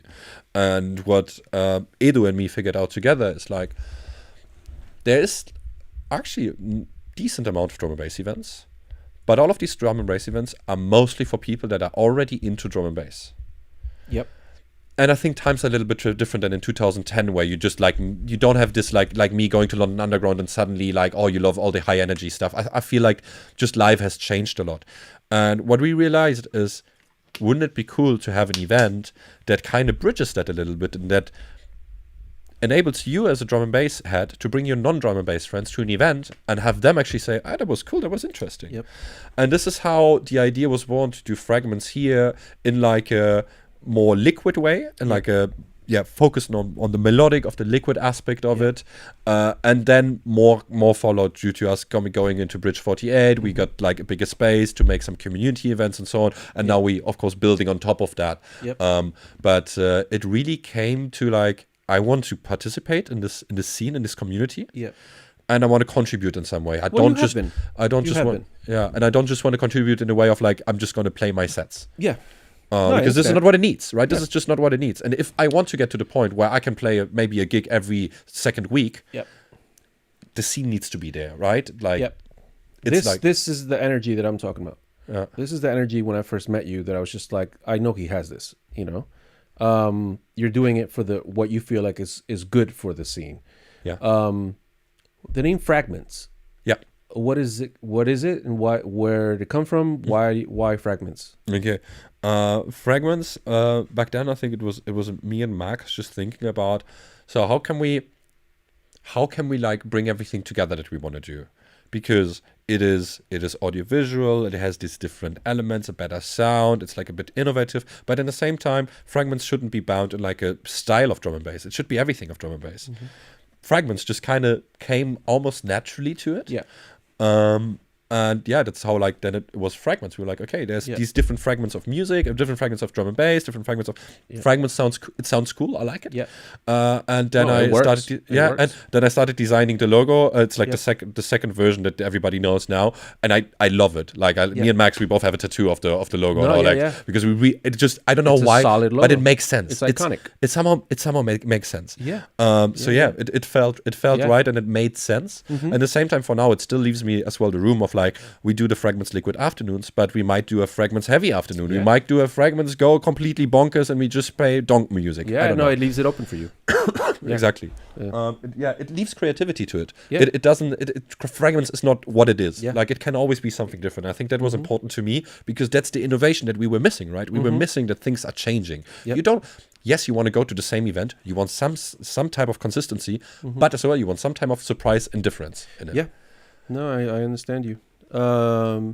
Let's finish this bio. Driven by his passion for community and innovation, Rage started collaborating with Edu, Mr. Marble, to bring Fragments concept to Barcelona. This iteration focuses on liquid drum and bass and daytime events, offering a welcome space for enthusiasts to share their love for the genre and introducing it to newcomers. Why did you guys decide to do daytime events? It's just so much nicer. I like to sleep, man. No, but besides that, from a professional point of view. So it happened in a way that the first thing that me and Edu did together, this was in Buena Onda Social Club. Yeah, I mean, I've never gone, but I know about it. Yeah, so this was automatically a day event because it was an afterwards. Right. And we saw that and we thought, that's actually pretty damn nice. Yeah. Like it's just, and honestly, it's nice to go into your bed and sleep. Like, yeah. Like totally. I don't enjoy losing my entire night. I just don't like it. Yeah. So that was nice. And then we just realized as well that, look, if we do events from like 5:30 to 10:30, well, you can come to this event. Yeah, you have kids, like you can't go a full night out. Of course I can, but I know you mean yes, most people. Most people just can't. No. And we're in a very woke society where a lot of people just don't want to get fucked up all night long. And I think this 5:30 to 10:30 is like this. It's like this perfect. You can easily find somebody that will take care of your kids. You can leave your dog at home. Yeah. I don't know what. It just makes sense. And what we've now uncovered as well, it brings different people. We didn't know that before, like this, we didn't aim to that, but it brings as well different people. Yeah. We suddenly saw people that we never saw at any other drum and bass event, and that's interesting as well, because this now it starts fitting into the purpose as well, because it somehow brings new people into the scene and connects them with the other people that are otherwise in the scene. Yep. And this is what we want, right? This is what we want. We need this funnel that brings people in, that makes me. I think 1.6 million people in Barcelona. You cannot tell me that not at least 100,000 people here love drum and bass. It's not possible. It is just by the numbers. It's not possible. Yeah. We need to find these people, and we need to. These people need to know that they actually like it. Yeah. And they're not going to know this by going to a super heavy rave event in the night. This is just not how I see it working. Yeah. But suddenly, they understand that breakbeat is actually cool. Yeah. They always thought they can't move to drum and bass and so on, but actually it's cool. And it's vibey and the people are all fun and smiley. Yeah. Well, that's kind of the atmosphere You that I feel want. like you have to defend fragments? How that? When people ask you about it, do you feel like you have to defend it? No, so you feel liberated. You feel like this is what we're doing. This is how we do it. Yeah. No, I don't. Awesome. Yeah, no, I don't feel I have to. Because we can talk. The world that I come from. Let's see. Blah, blah, blah, this blah, blah, blah. The ultimate goal is to grow the community and establish Barcelona as the drum and bass capital of Spain. Ooh. Madrid, Valencia, Sevilla. We're coming for you. From his jazz and classical roots to shaping the future drum and bass, Rage's journey is a testament to his passion, energy, and dedication to sharing his eternal love for the drum and bass culture. I will add, as always, all his links at the bottom of the show, so you guys can follow him and ask him whatever you want to ask him, or book him, or whatever. Devast, how do you say his name? I say Devast. Devast. I think it's Devast. He says, daytime events are just amazing. Yeah, tell me about it. I've done it before. So beautiful. We have 20 plus minutes. Oh, wow. Yeah, it's great. Gosh, it was 1.5 hours. Yeah, man. Well, what happens when one talks about himself? I made you talk a bit, huh? No, it's good, man. You're being honest. That's all we ask for, man.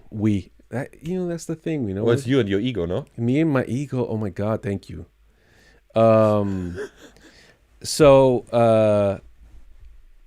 Before we started the show, we were talking about something. I said, "Hey, leave that for the show because that's a good conversation." What were we talking about? I think ADHD. I think we covered it. This was we did? advice to your people that want to like participate in the scene or like being hungry and driven.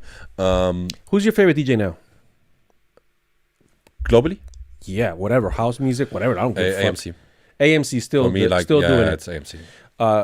Okay. Have you seen them live before? Yeah. Okay.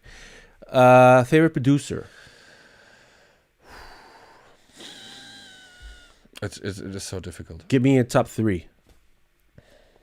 Right now. It doesn't have to be forever. It's right now what you're feeling. It could even be a producer who just released one tune. I don't know. But right now, that's in your bag, as they used to say. Oh, High Contrast. Last album was, gosh, just bangers. Wow, insane. High Contrast. I love everything Subfocus is putting out. Has put out recently. It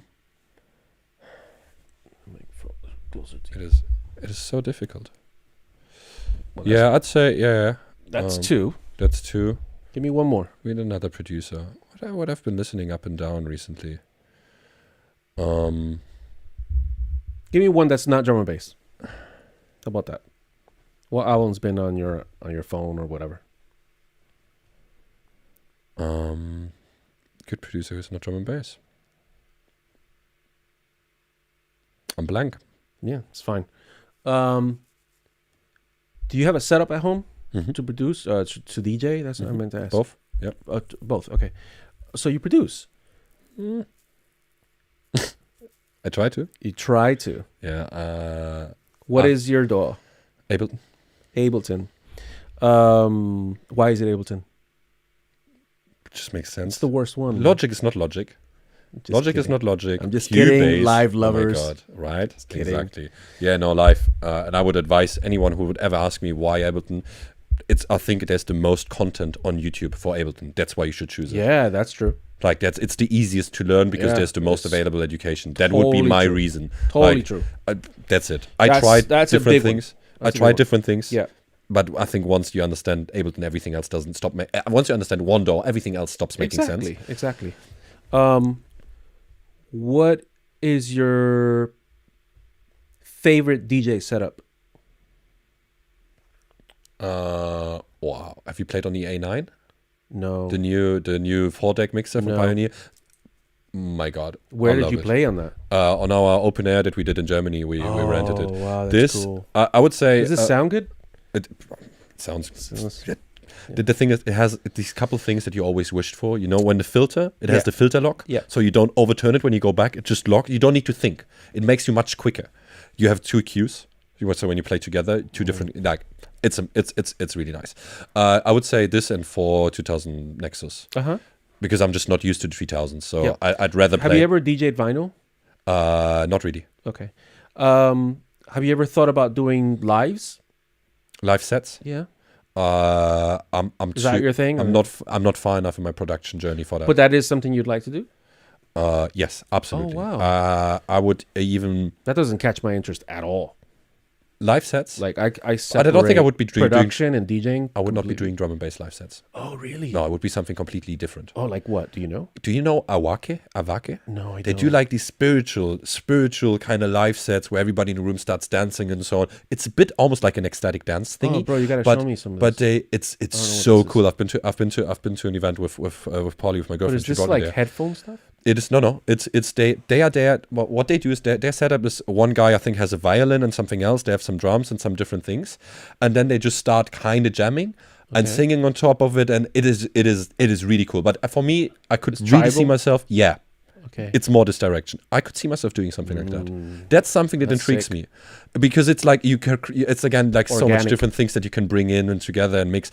I really like that. Like jamming kind of thing. I think I would do something like that one That day. sounds great. But for now, like my time is on like I haven't been doing any music for like the last 3-4 months. Yep. Now we're moving to Ibiza in December. You're moving? We're moving for the next 7 months. Me and my girlfriend will be 7 months. yeah. We Why? will have it because A peace. horrible island. Peace, just peace, man, just peace and quietness and Yeah. nothing around us. Is there a lot of noise in your life?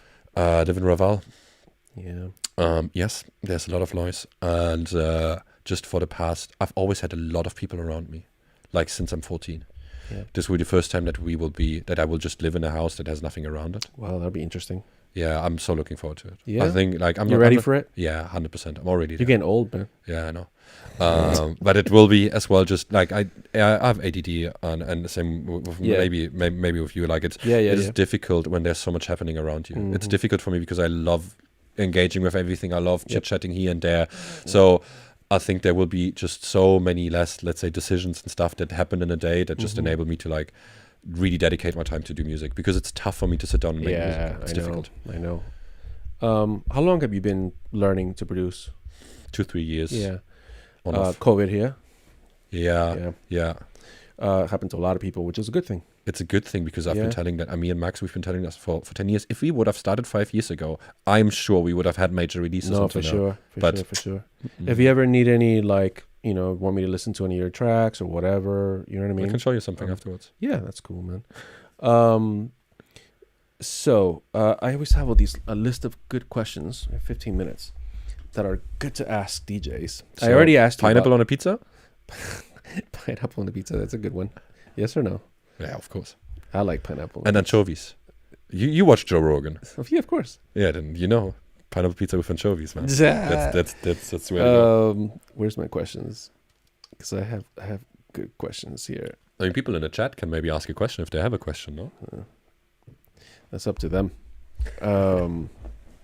Your best for now, DJ experience.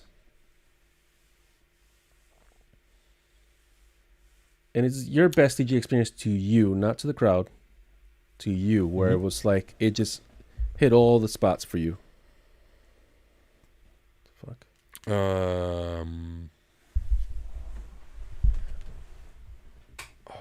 I think it was a homecoming set. I call it a homecoming set because I played, I think it was 1 or 2 years ago in my hometown. I haven't been there for like 2 years or something, and I haven't played there. Wow. And I was visiting, and I was randomly visiting due to, I don't know, I don't even know what the reason was, but I happened so to be there on a weekend when there was not London Underground, but Booty Shaken. Shout out Booty Shaken. Shout out. And they could squeeze me in. Well, of course you can play a set, and just coming back to your hometown with all like the old faces and so on, and being there and just That's playing. Amazing. Wow, it was so good. It was so great. fun. And it was as well like even though we started as a duo, I do enjoy playing alone much more than playing together, but just because we don't have the opportunity to like be in sync in terms of like we never play together. So if we now meet to play somewhere, it is much more difficult than playing your own set because you're not used to playing back to back anymore. Right. Yeah. Right.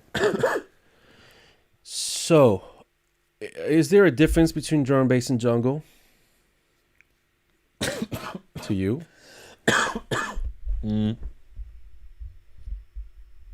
I mix it both together. It works. It's your answer. Let's see. Both is massive. I don't know.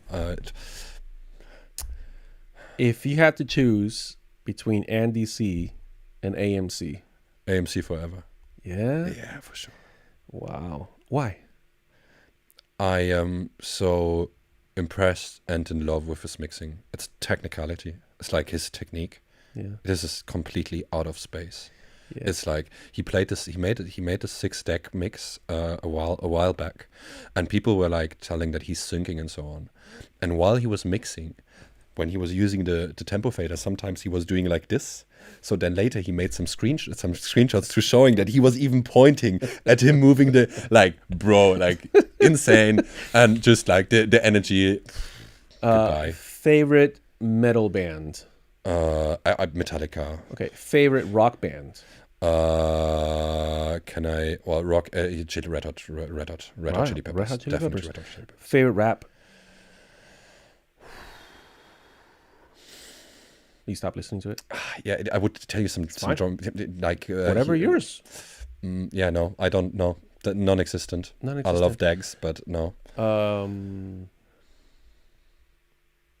you listen to any classical and orchestra stuff? No, not consciously. It would be more like a background thingy to have something there. No, I was going to ask you to recommend something.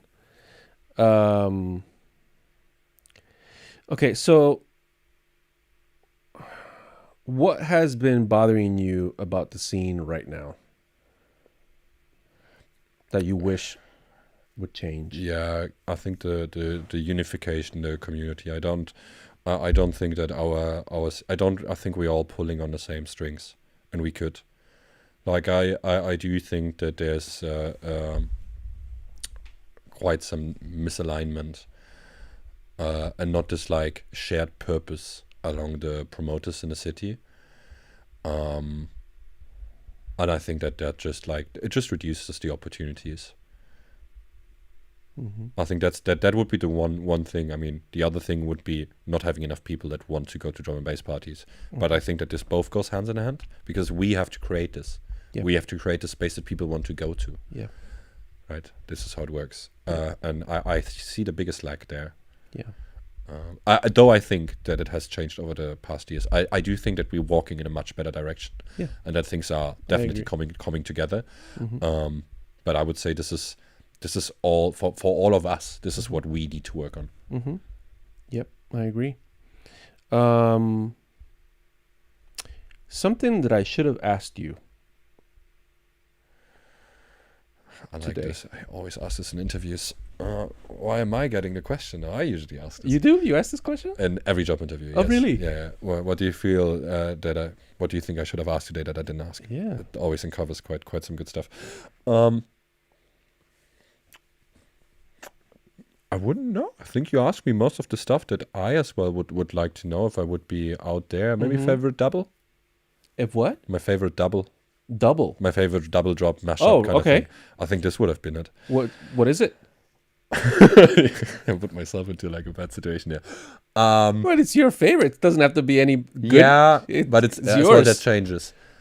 Currently, Yeah.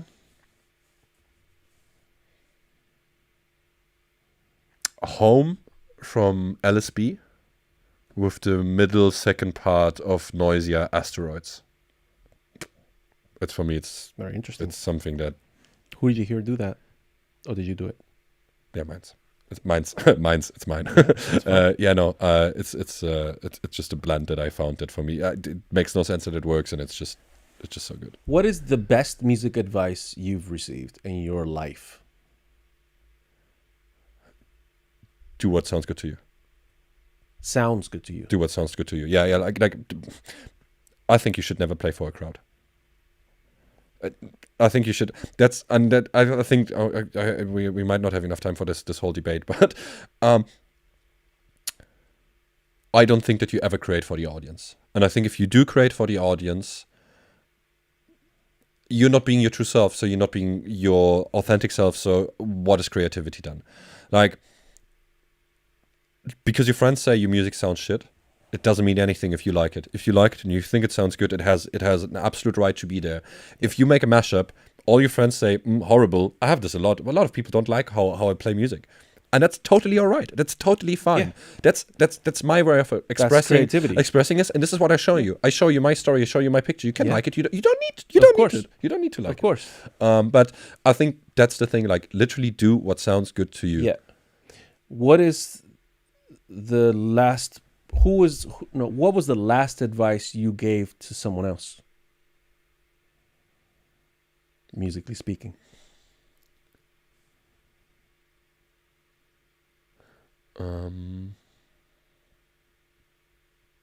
To connect with another artist and send him some music, because I think that they could make some nice music to be together. proactive. Yeah. And do something. Yeah. Very good.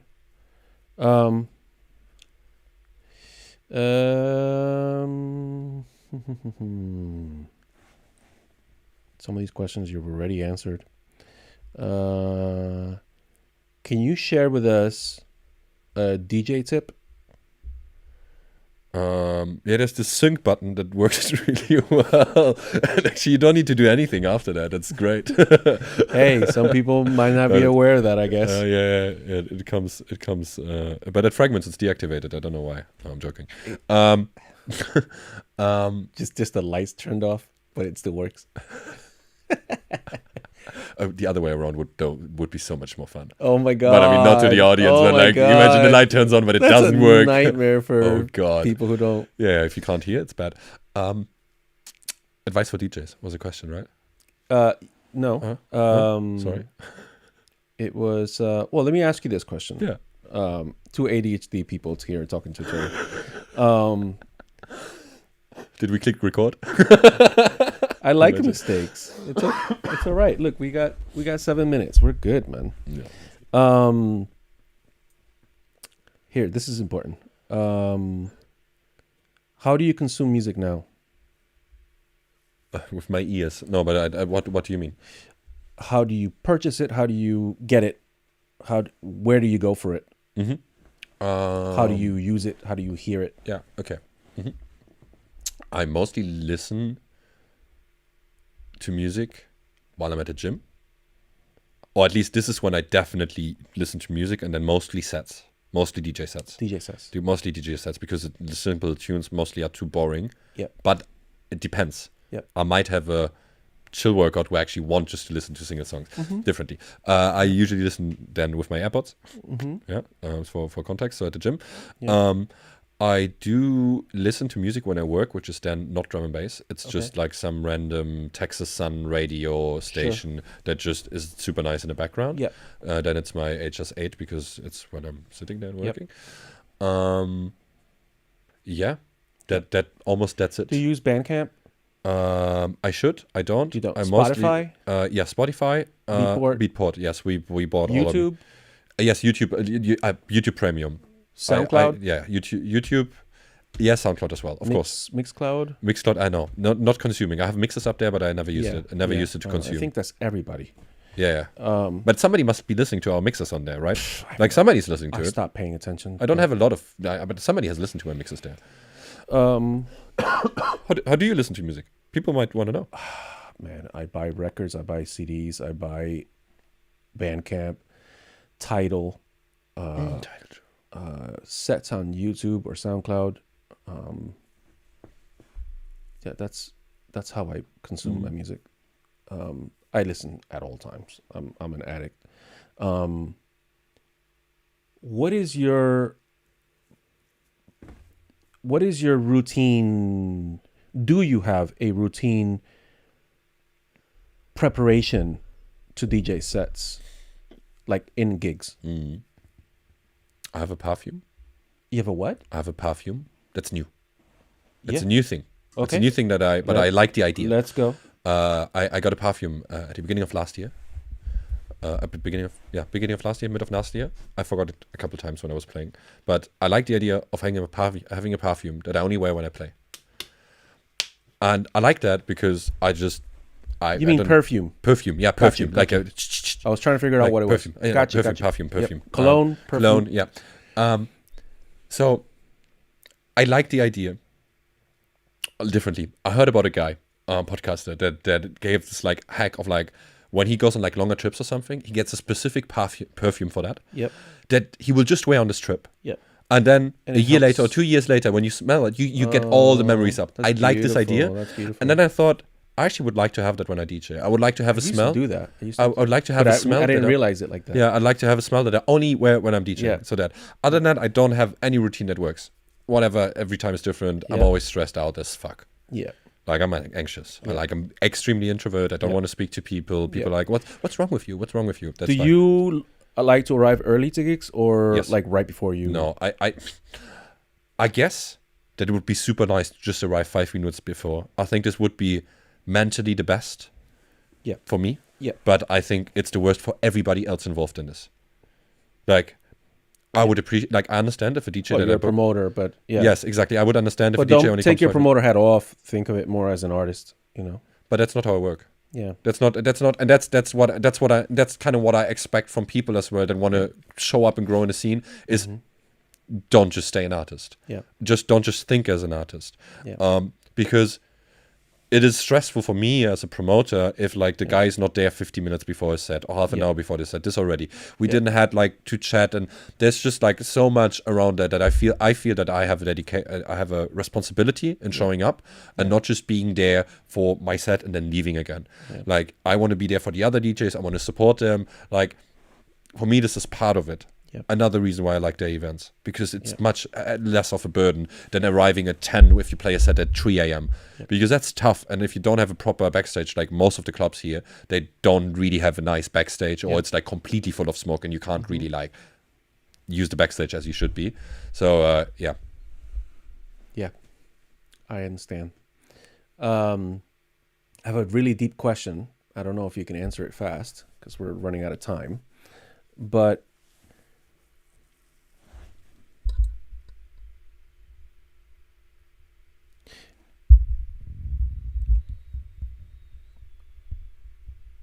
throughout the years that I was a promoter here, trying to word it the best way I can. There were many DJs who perceived my professionalism negatively, because for them it was me trying to be elitist, or better than them, a know-it-all, dreamer, pijo. Do you have a small example? Throughout the years, man. When I first started doing events here, the promoters and DJs were very rave based. And in the rave mentality of things, it took a minimum effort of organizing something together, and then just joy, just enjoying. There was no need for perfection. There was no need for even taste in music. It was literally just enjoying loud music with drugs and your friends. Yep.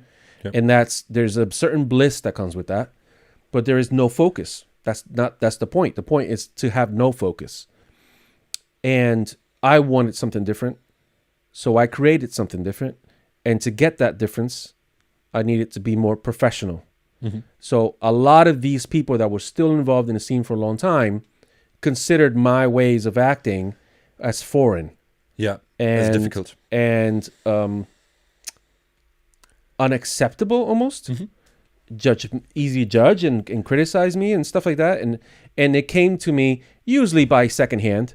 I didn't often get it firsthand, but I did hear it that people were like, Egris is acting like a big boss, blah blah blah, without them knowing my needs at all, So my question is, what are the the question is why be more professional? Why is that something that you're striving for? What does that give you? And more than that is, why choose that? Not necessarily what it gives you, but I'm just trying to see if we have similar thoughts on that. I believe in quality. So quality, but why? Because I think that I have this belief that like the best product will win. The best at the end of the day, if it's really good. Yeah. Like it might just take so and so much time, but there's like, it's inevitable that it will be successful. Yeah. In my opinion. Yeah. In my opinion, what it needs for that is quality. So to get this quality, I think what you need is professionalism behind that, because you need to somehow build and manage this quality, right? You need to have some guidelines. Somebody needs to take care about that. Someone needs to look and think ahead and think about what could be coming and so on. So I just very, very much believe into that quality will be winning. And with winning, what I mean here is not that fragrance will be the biggest thing. It means that all our parties will become more qualitative, which automatically appeals to more people, because it's not just like at the fringes edge of the society happening event. It's something that actually is like you can talk to your friends at work around going to a drum and bass party, like so.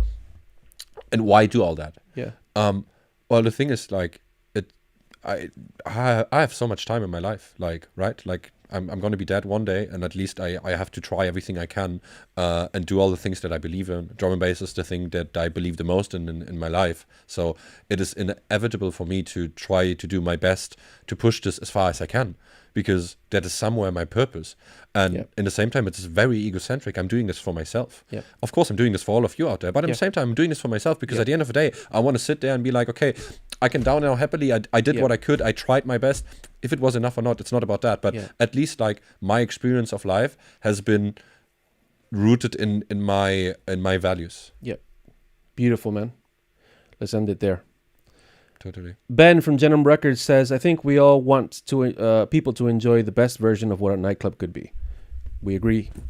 Any last words? No, thanks for listening in, guys. Thanks for having me. I have to say I felt extremely welcome here. I told you that before.